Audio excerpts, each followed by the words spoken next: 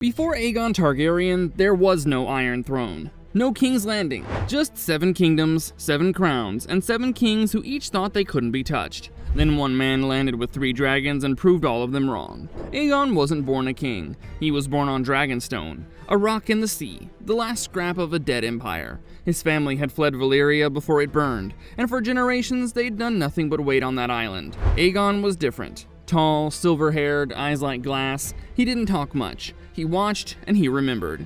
Beside him stood his sisters, Visenya and Rhaenys, who mattered just as much as he did. Each of them had their own dragon. Aegon had Balerion, Visenya had Vhagar, Rhaenys had Meraxes, weapons no one in Westeros had ever seen up close. Westeros wasn't ready. 7 proud houses, 0 unity. It only took one spark, a house, 3 dragons, and a war that started over a severed hand, turning 7 broken kingdoms into one empire. Before Aegon moved, Westeros wasn't one country. It was 7, and each one figured it would last forever. House Durrandon ran the Stormlands. Storm Kings, they called themselves. Tough, proud, and already losing ground to their neighbors after centuries on the throne. The Riverlands answered to the Ironborn of House Horror, ruling out of Harrenhal, a castle built less like a home and more like a threat, raised on slave labor just to remind everyone nearby who was in charge. The North belonged to House Stark, cold, cut off behind the neck, still treating dragons as bedtime stories, not something that could actually reach them. The Westerlands sat on more gold than anyone knew what to do with, under House Lannister, convinced coin could buy their way out of anything.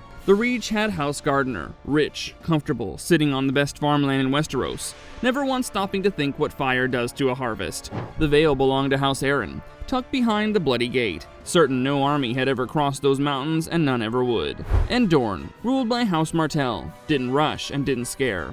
A kingdom that had already outlasted invaders for 1,000 years and saw no reason this time would be any different. 7 kings. 7 different reasons to feel safe. Walls, gold, mountains, distance, history. None of them were thinking about dragons. That was about to get expensive. Every war needs a spark. This one started with a marriage proposal. King Argilac Durrandon of the Stormlands knew the Ironborn were coming for him next, and he needed help. So he reached out to Aegon Targaryen on Dragonstone with an offer.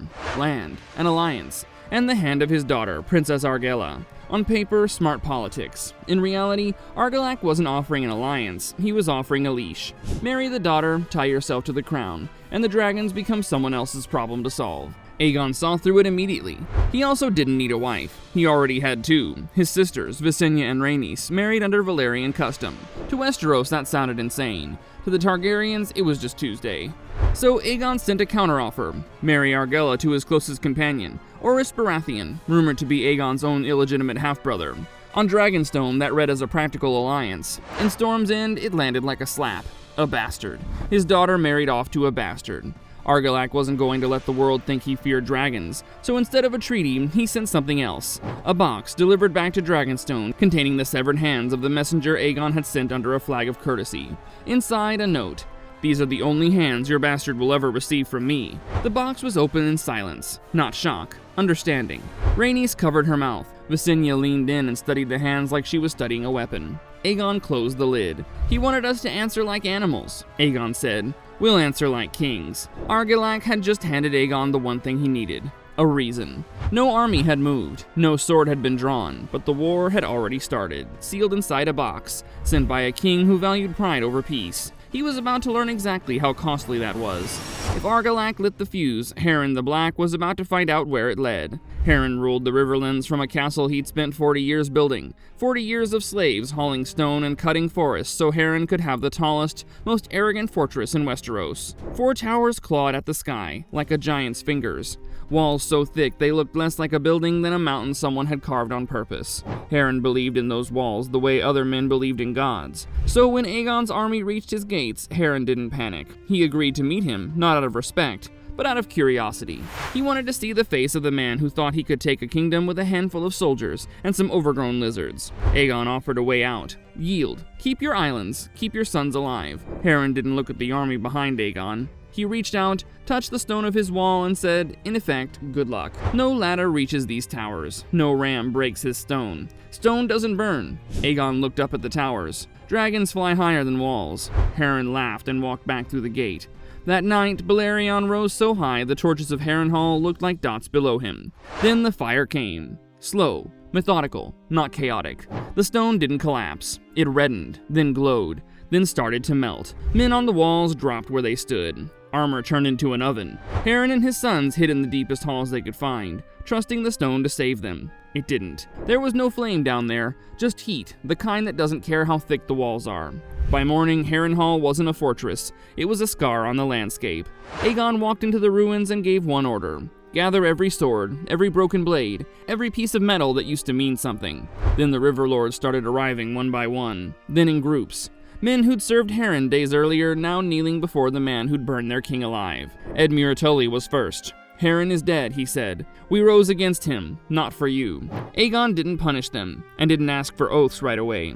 He lifted Tully up and gave him a title on the spot. Lord Paramount of the Trident. By midday, the Riverlands had no king at all. They were about to find out that it wasn't the disaster they expected. While Harrenhal still smoked, storm clouds were building over the south. Argilac Durrandon, the man who started all of this, was about to make one final decision. His lords begged him to stay behind his walls. Storm's End had survived every siege thrown at it for centuries, letting the castle do what it was built to do. Wait it out. Argilac wasn't interested in waiting. He'd heard what happened to Harren, and hiding behind walls from dragons didn't sound like a plan. It sounded like a slower death, so he made his choice. If I am to fall, he said, then I will meet death beneath the open sky. Storm banners went up. His army marched out to meet Orys Baratheon, the bastard he'd insulted, now leading Aegon's forces in the south head-on. The battle that followed earned a name that stuck. The Last Storm. Rain came down like a wall. Wind tore banners off their poles. Thunder swallowed every shouted order. Argilac fought at the front like a man half his age, sword in hand after decades of war. Then Meraxes appeared in the sky, and fire tore through the storm itself. Even with dragon overhead, Argilac wouldn't stop. Thrown from his horse, fighting on foot, knee-deep in mud, he ended up face-to-face with Orys Baratheon. Orys offered him a way out. You fought with honor. You can leave this field alive. Argilac spat through the rain. I am the Storm King. I do not hide behind walls, and I do not trade my crown. That was the last thing he said. The storm swallowed the rest. Lightning showed two shadows, too close to pull apart. Steel. A scream lost in the wind. When the weather eased, the Storm King wasn't standing anymore. His army broke and scattered. The next day, Orys marched his forces to Storm's End itself. The castle didn't open easily. Argilac's daughter Argella stood on the wall and told them, "Take these walls if you want, but inside you'll find only stone and ash. I am my father's daughter, and I will not bend." Her own men didn't agree. Before dawn, they opened the gates without her permission. Argella was dragged out with no crown, no armor, no ceremony, and still walked out with her head high. Orys didn't treat her like a trophy. He removed her chains himself, put his own cloak over her shoulders, and said, "Your father died a king. I will not allow his daughter to become a prize." Then he asked her to marry him. Not ordered. Asked. She said yes. The Stormlands fell, not to fire, not to a siege, but to a choice. 2 kingdoms down. Aegon didn't stop to celebrate either one. He knew what was coming next, and it was bigger than anything he'd faced so far. Word of Harrenhal had already spread. Dragons weren't a rumor anymore. They were a weapon with a body count. So 2 kingdoms that had never gotten along, the Reach and the Westerlands, decided their only shot was to stop being rivals and become allies. Mern Gardener brought the banners of the Reach. Lorne Lannister brought the gold and steel of the West. Combined, it was the largest army those plains had ever seen. Tens of thousands of men, gold and crimson side by side, ready to prove numbers could beat fire. Mern believed it. Sitting in his tent the night before, he said it plainly. A dragon is a beast. A beast can be killed. Lorne didn't look as confident. He stared east at the clear night sky, and a clear sky with nothing to hide behind was the most terrifying thing imaginable. Dawn came. The armies formed up across open, flat ground, perfect terrain for infantry, which meant it was also the perfect ground for dragons. Then the shadows arrived. 1, then 2, then 3. Fire didn't fall from above. It moved, carried on the wind, rolling across dry grass. The army's tight formation, the thing that was supposed to make them strong, became a trap. Thousands died in moments. Tens of thousands burned before anyone could organize a retreat. Mern Gardener stood his ground the entire time. Men were burning and screaming around him, his own son falling beside him, and he still didn't run. Kings of the Reach don't run, he told himself. He raised his sword one last time, not for victory, just so he wouldn't die looking away. Then Balerion came down, and that was the end of House Gardener. Lorne Lannister made a different call. He watched what was happening to the Reach and decided pride wasn't worth dying for. He pulled back, walked up to Aegon afterward, took off his helm, and knelt. Aegon didn't destroy him for it. He took his crown. That was enough. The Reach itself barely had to be conquered. House Tyrell opened their gates without a fight and rose up in Gardener's place. Not through bloodline, through loyalty. That was the lesson the Field of Fire taught Westeros in one morning. Crowns can burn. But people who actually understand power aren't the ones holding the crown. They're the ones who know when to bend. 2 of the biggest armies in Westeros were gone. Aegon hadn't lost a single dragon doing it. By the time the word of the Field of Fire reached Winterfell, it didn't arrive with trumpets or messengers. It arrived with survivors. Men who'd seen the sky catch fire, who'd watched steel melt on other men's bodies. They didn't exaggerate. They didn't need to. They burned them all, they said. All of them, to the last man. Torrhen Stark, king in the north, didn't waste time being scared. He called the north to war the old-fashioned way. The Karstarks came down from Carhold, hard and silent. The Glovers came with axes. The Manderleys brought heavy infantry from the White Harbor. The column stretched for miles, and every man in it was ready to die for it. They marched south, through the neck, through swampland that tried to swallow every step. Torrhen led from the front the entire way. Not from behind, not from some safe command tent. When they reached the Trident, the sky was heavy and gray. Waiting on the other side stood Aegon Targaryen. But it wasn't Aegon that made the north go quiet.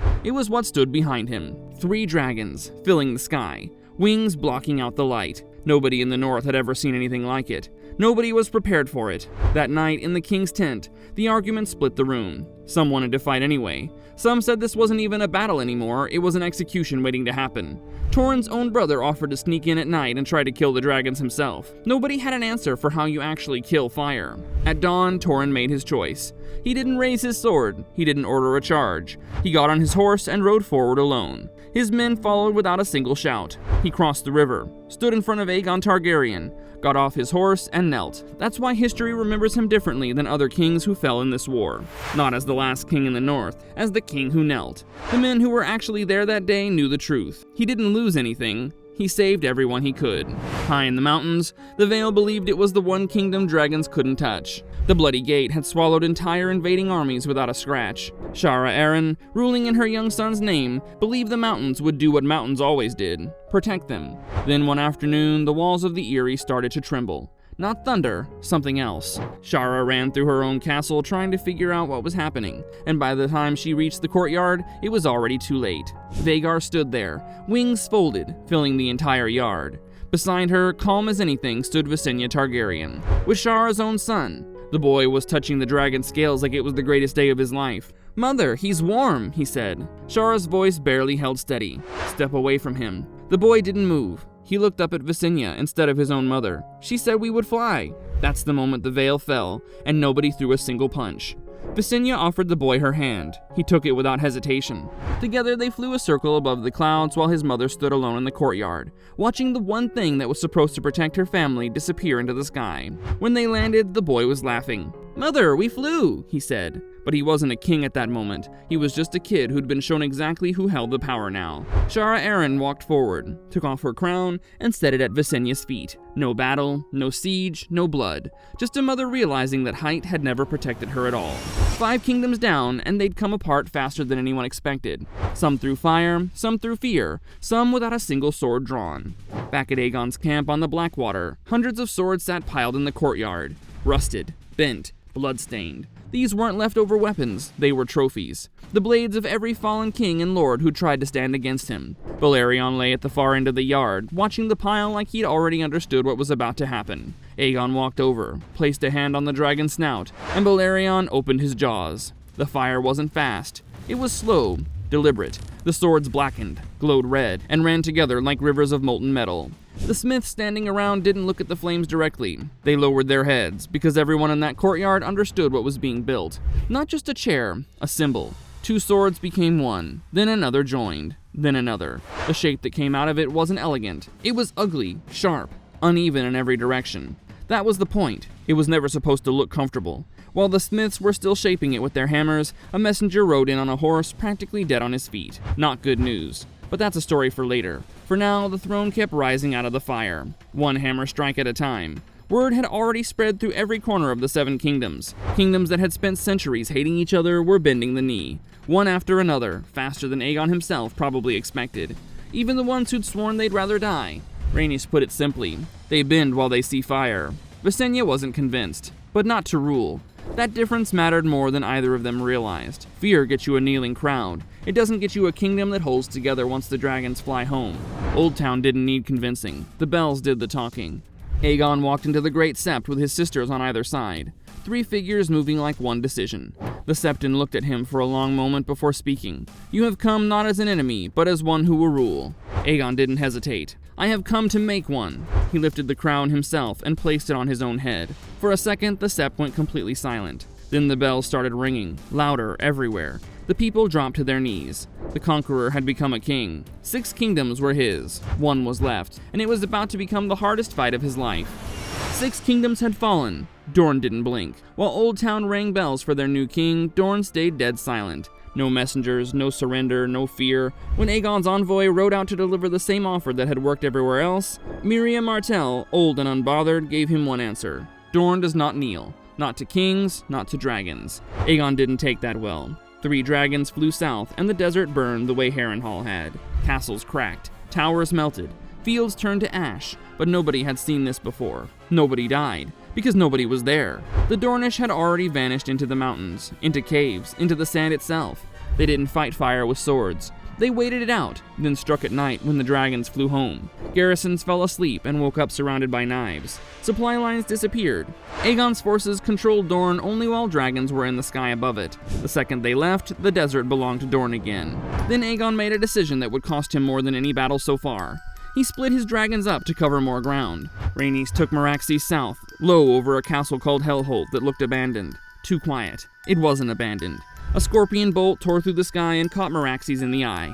The dragon fell. Rhaenys Targaryen went down with her, and her body was never found. When the news reached Aegon, his face didn't change. That was somehow worse than if he'd screamed. He didn't say much. He melted every captured sword in the yard into a single ugly twisted throne, then went back to Dorne. Not as a conqueror this time, but as a man looking for revenge. Hellholt burned 3 times. The chronicles noted that separately, because normal destruction wasn't enough to describe what Aegon did to that castle. But dawn kept coming anyway. Dorne never broke. Years of fire, years of retaliation, nothing to show for it on either side. Eventually, Miriam Martell died, and her son Nymor tried something nobody expected. Not fire, not spears, peace. His daughter rode straight into King's Landing carrying an offer, the skull of Meraxes, and a sealed letter meant only for Aegon. Nobody knows exactly what the letter said. Aegon read it on the Iron Throne, his hands shaking so hard he drew blood clutching the parchment. Then he burned it and rode off alone for a full day. When he came back, he was different, calm. Almost too calm. Dorne shall remain free, he said. The strongest weapon in Westeros has learned something it never expected to learn. Some things fire can't touch. And that's every crown that fell to Aegon Targaryen. 6 kingdoms conquered, one that refused to lose. A man who started as a lord of a barren rock ended up rewriting the map of Westeros. Aegon didn't win because he had the biggest army. He won because he had something nobody in Westeros had seen up close. And by the time they understood what that meant, it was already too late. But the real story isn't the fire, it's what came after. A throne built from swords of every enemy he beat. Ugly on purpose, never meant to be comfortable. A crown passed down through a family that fled a dying continent with nothing. A kingdom that for the first time in its history stopped fighting itself long enough to become one thing. It cost him almost everything. A sister he never got to bury. A war in Dorne he never won. A crown some would say wasn't worth what it took to forge it. That's Aegon the Conqueror. Not a hero, not really a villain. Just a man who decided one crown was worth the fire it took to forge it. If this hit different, like and subscribe. The next one's gonna blow your mind.